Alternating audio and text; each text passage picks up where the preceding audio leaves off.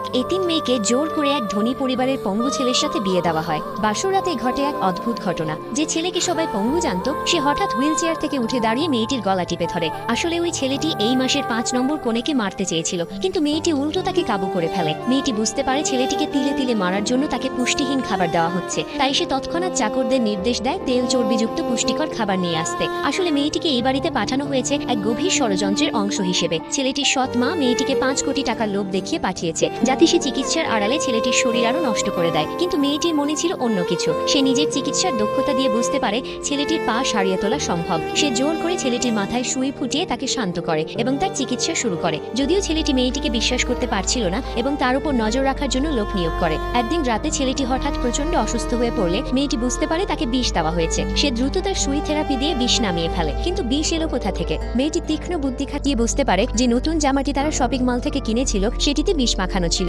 অপরাধীকে ধরতে তারা এক নাটক সাজায়। রাতে এক কাজের মেয়েকে পালিয়ে যাওয়ার সময় হাতে নাতে ধরা হয়। জানা যায় সৎ মা তাকে ভয় দেখিয়ে এই কাজ করিয়েছে। ছেলেটি বুদ্ধিমানের মতো সেই কাজের মেয়েকে শাস্তি না দিয়ে তাকেই টোপ হিসেবে ব্যবহার করার সিদ্ধান্ত নেয়। পরদিন সৎ মা রেগে গিয়ে মেয়েটিকে ডেকে পাঠায় যে কেন ছেলেটি এখনো মরছে না। পরিস্থিতি সামলাতে মেয়েটি মিথ্যে বলে যে সে তার পরিকল্পনা মতোই এগোচ্ছে। এরপর সৎ মা তাকে বাড়ির বড় দাদির চিকিৎসার জন্য নিয়ে যায়। মেয়েটি দাদিকে সুই থেরাপি দিয়ে আসার পরপরই দাদির অবস্থা আশঙ্কাজনক হয়ে পড়ে। আসলে এটি ছিল সৎ মায়ের একটি সাজানো ফাঁদ। দাদির এই অসুস্থতার দায় মেয়েটির উপর চাপিয়ে দেওয়া হয়। এমনকি ছেলেটিও ভুল বুঝতে শুরু করে এবং ভাবে যে মেয়েটি সত্যিই তার পরিবারের ক্ষতি করতে এসেছে। মেয়েটি কি পারবে এই ষড়যন্ত্রের জাল ছিঁড়ে নিজের নির্দোষিতা প্রমাণ করতে?